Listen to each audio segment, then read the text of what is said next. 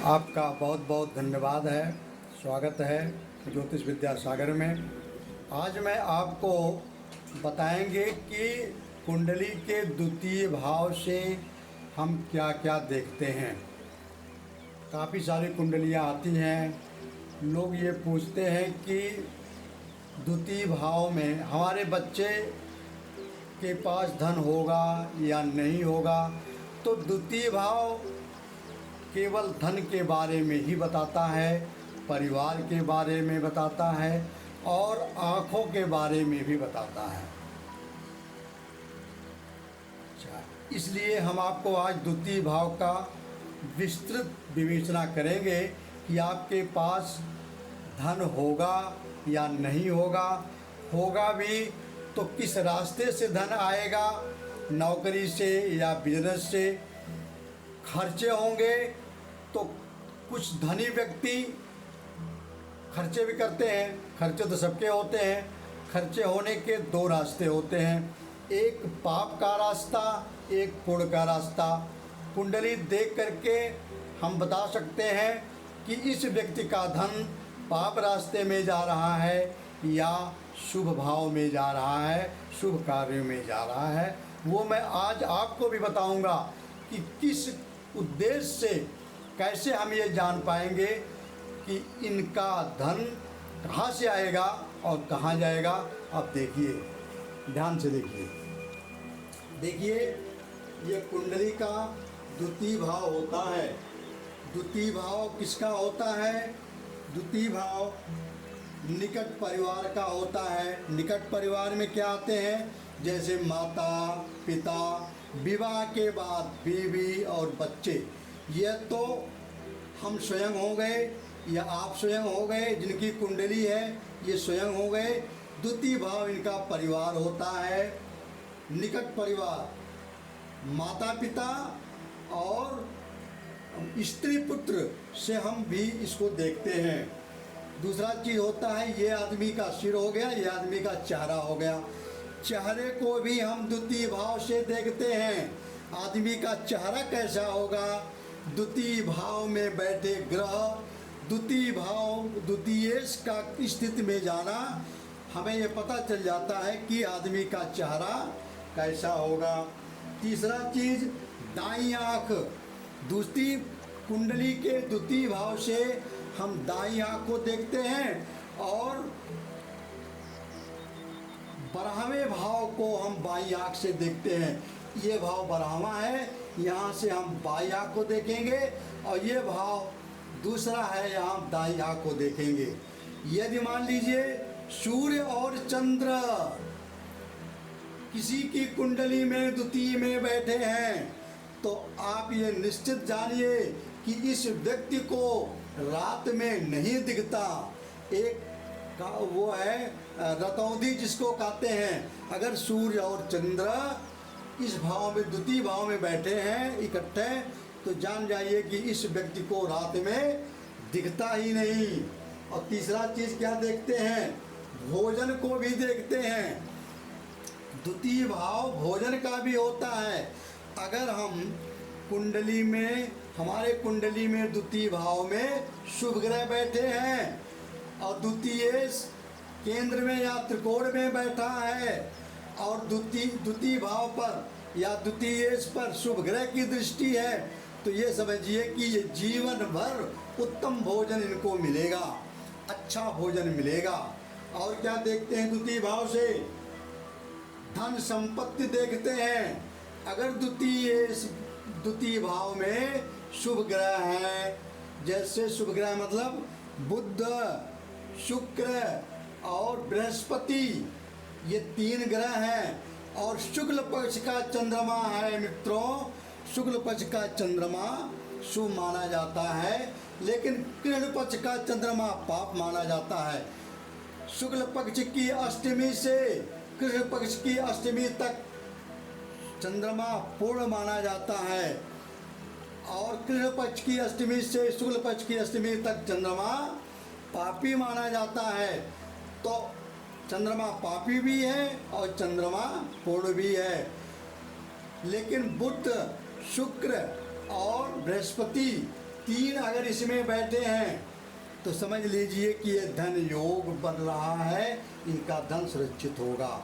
और दूसरी चीज़ क्या है, जैसे यहाँ द्वितीय शुक्र है, द्वितीय भाव में वृषभ राशि है। वृषभ राशि के देवता कौन होते हैं, मालिक कौन होते हैं, शुक्र होते हैं। शुक्र अगर केंद्र या त्रिकोण में बैठे हैं और उन पर शुभ ग्रह की दृष्टि है, इन द्वितीय घर पर भी शुभ ग्रह की दृष्टि है, तो जानिए कि यह व्यक्ति बहुत ही धनाढ्य होगा। अगर दूसरा योग क्या बनता है, अगर द्वितीय एकादश में चले जाएं, द्वितीय एकादश में चले जाएं, 11वें भाव में चले जाएं और एकादश द्वितीय भाव में आ जाएं, तो भी ये बहुत बड़ा धन योग बनता है। जिनकी कुंडली में द्वितीय भाव के मालिक 11वें भाव में चले जाएं और 11वें भाव के मालिक अगर द्वितीय भाव में चले जाएं तो ये धन योग बनेगा। और अगर बृहस्पति से केंद्र में चंद्रमा हो तो गजकेसरी योग होता है, और अगर बृहस्पति से छठे में चंद्रमा हो तो अरिष्ट योग बनता है, वो अच्छा नहीं होता। अच्छा, अब द्वितीय भाव से और क्या देखते हैं, साहित्य संबंधित उपहार। जो व्यक्ति अगर मान लीजिए बुध द्वितीय भाव में बैठा है, बृहस्पति द्वितीय भाव में बैठे हैं, ये वाणी का भाव होता है, पढ़ाई का भी भाव होता है, तो ऐसे व्यक्ति को साहित्यिक संबंधित उपहार मिलेंगे।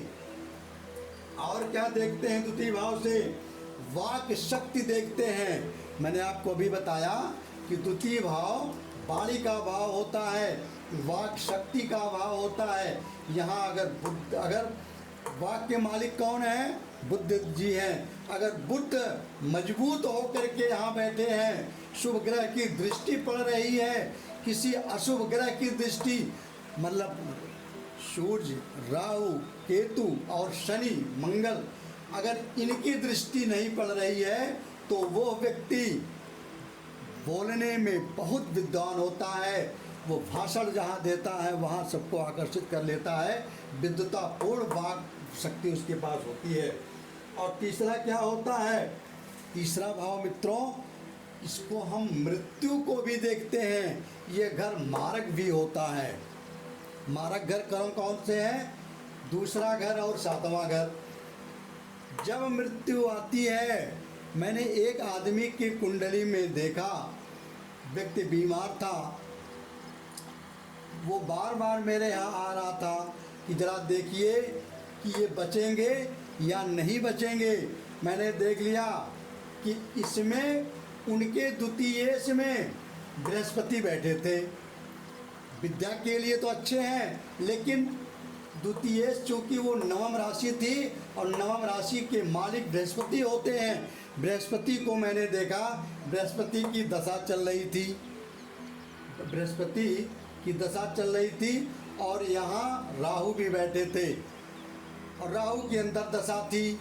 तो मैं समझ गया कि अब इस व्यक्ति का अंत निश्चित है। लेकिन वो बार बार हमसे पूछते कि गुरुजी बताइए कि क्या मृत्यु है। मैं उनको न हाँ कर सका न ना कर सका, क्योंकि मैं मृत्यु के बारे में किसी को बताने का मुझे आदेश नहीं है। तो मैंने उनसे कहा कि देखिए, परिस्थिति तो खराब है, कुछ प्रॉब्लम तो है, लेकिन आप भगवान का नाम लीजिए, वही जो करना चाहेंगे करेंगे।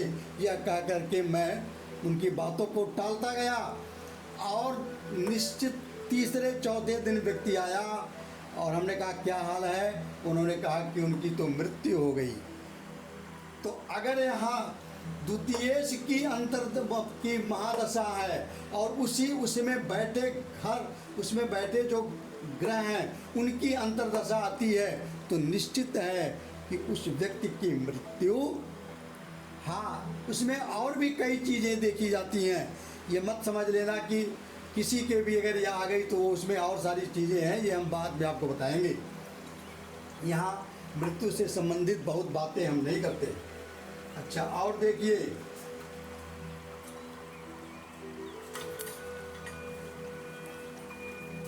यदि उत्तरा कालामृत के अनुसार अन्य विषयों के साथ साथ द्वितीय भाव से नाखून को देखते हैं, सत्य असत्य को भी देखते हैं, जिह्वा को भी देखते हैं, हीरा सोना तांबा एवं बहुमूल्य रत्न, दूसरों की सहायता, प्रवृत्ति, मित्र, सत्ता, समृद्धशाली जीवन जैसे अन्य विषय भी विचारणीय होते हैं। भाव द्वितीय भाव में स्थित ग्रह और द्वितीय भाव पर पड़ने वाली दृष्टियां प्रभावित होती हैं। भावेश द्वितीयेश की स्थिति और द्वितीयेश पर अन्य ग्रहों की युति एवं पड़ने वाली स्थिति कौन कौन प्रभावित करते हैं? द्वितीय भाव पे और द्वितीयेश जहाँ गए हों। अगर मान लीजिए किसी के द्वितीयेश 6, 8, 12 में चले गए और द्वितीय भाव में पाप ग्रह बैठ गए, मंगल शनि राहु केतु बैठ गए, तो ये समझ लीजिए कि इनका धन योग अच्छा नहीं है। ये बेचारे परिश्रम बहुत करेंगे लेकिन उतनी सफलता इनको नहीं मिलेगी। धनाढ्य ये कभी नहीं हो सकते हैं। द्वितीय भाव का कारक कौन है? बृहस्पति जी हैं। द्वितीय भाव का कारक बृहस्पति है। बृहस्पति पर अन्य ग्रहों की युति एवं दृष्टि पड़ने वाला प्रभाव। द्वितीय भाव तो हम देखते ही हैं, द्वितीय भाव 6, 8, 12 में नहीं जाना चाहिए।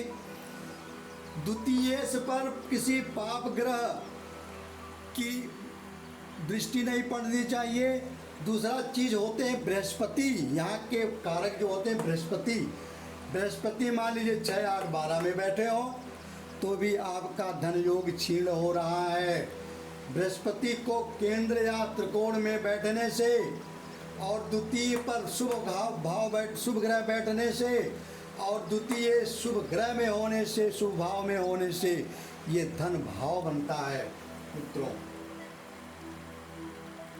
और तीसरी चीज इंद्र लगन से देखते हैं तो ये होते हैं भाव और भावेश। हम अगली वीडियो में आपको द्वितीय से संबंधित और भी महत्वपूर्ण चीज़ बताने वाले हैं और इसके बाद आप अगली वीडियो को देखना। छोटी छोटी वीडियो को आप देखोगे आपको उबता नहीं होगी। बड़ी वीडियो बनने पर लोग उब जाते हैं, बीच में ही काट देते हैं। उतना ही बनाएंगे जितना आपको समझ में आए। मित्रों आप लाइक करना, सब्सक्राइब जरूर करना। धन्यवाद। इसकी आगे वाली वीडियो आप ज़रूर देखो। धन्यवाद।